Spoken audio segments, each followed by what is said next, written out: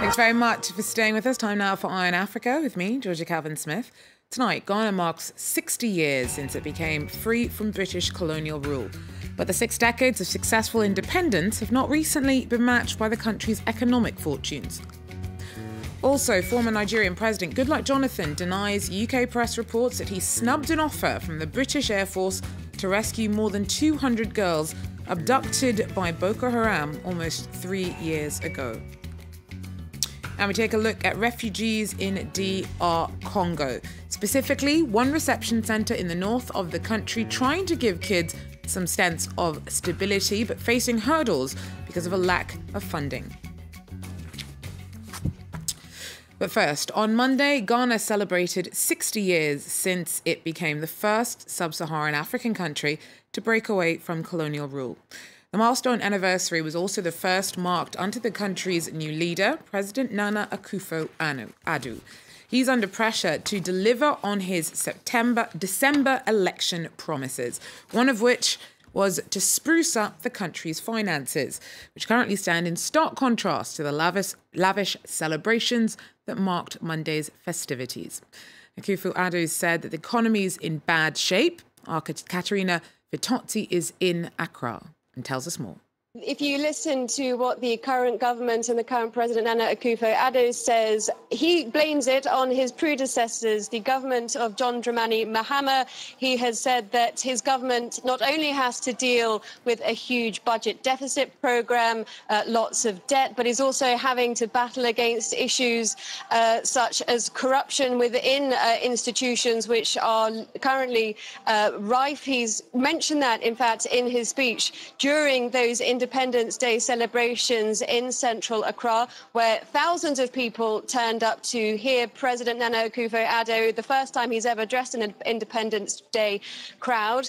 And although the main thrust of his speech was a chance to celebrate the history of this day, 60 years of independence from Ghana, the legacy of Ghana of being the first country to seek its independence from its former colonial power, thus paving the way for other African nations. He mentioned all that, but also made a very strong note of caution towards the end of his speech to the crowd that not only was the country's economy in dire straits, but that it had to address serious issues such as corruption in order to get Ghana back onto its track, back delivering its promise that it made 60 years ago to its citizens, that Ghana would be a leading light in the African continent in terms of growth, in terms of development, and making sure that all Ghanaian citizens were counted.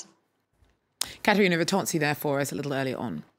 Well, Kenya said that its top criminal investigators looking into the killing of a British rancher by suspected armed cattle herders in the north. Tristan Vospui, who ran a safari company, was the latest victim of numerous attacks in the region of Laikipia, where clashes have erupted as herders and their cattle invade the land of private farmers.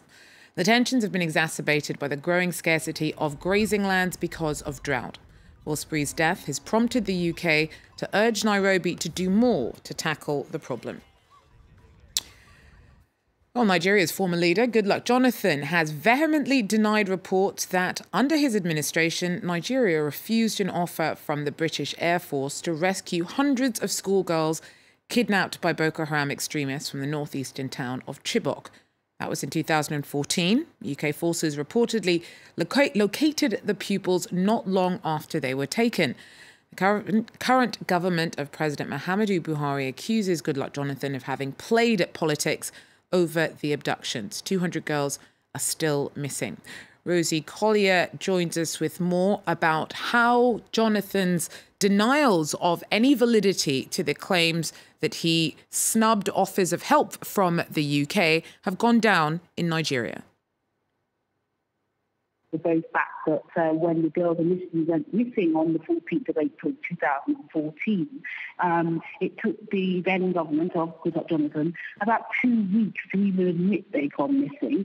And what this, the information that's come out from the UK or the British Observer newspaper reveals is that the RAF, so the Royal Air Force, they've offered its assistance to help locate the girls. They had tracked the girls and they've been split into smaller groups and spread around parts of northeastern Nigeria. They offered help, but apparently Goodluck Jonathan denied that.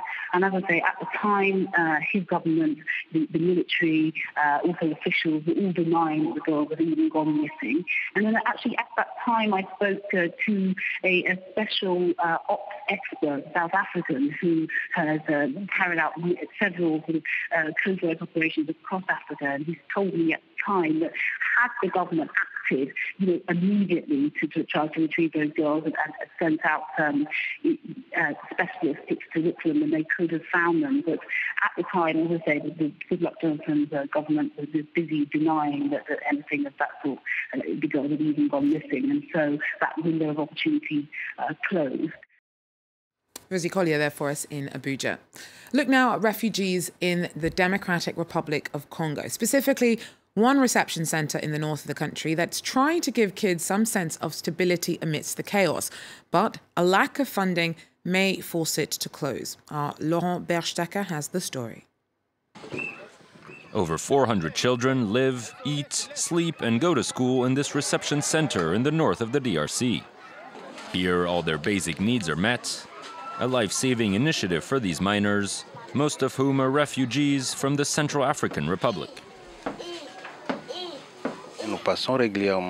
We come by every week to do nutritional screenings, and we also systematically treat the children against parasites.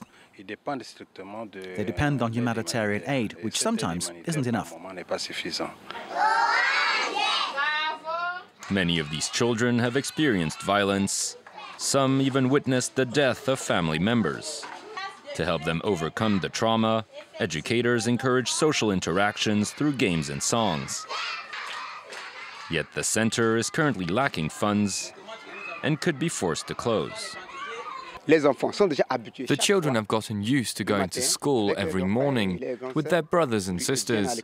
If the money stops coming, they'll have to stay home, and that will be a problem for their studies. We're hoping that our backers can keep helping us at least until the end of the year. The United Nations says an estimated 460,000 people have been displaced in the Central African Republic these past 3 years. Over 100,000 currently live in the DRC. And it's a wrap for the bulletin and also for FESPACO. Our final report is on the African Film Festival that ended over the weekend in Ouagadougou. The top award, the Golden Stallion, was scooped up by French-Senegalese filmmaker Alain Gomi at the 25th edition of the festival. That was for his film Félicité. Our correspondents were there for the closing ceremony. Have a look. It's the second time Alain Gomis wins the top award at the FESPACO. The 44-year-old is the second filmmaker after Souleymane Cissé to take home 2 Golden Stallions. His film Félicité tells the story of a Congolese bar singer's struggle to find the money for her son's medical bill after a motorbike accident.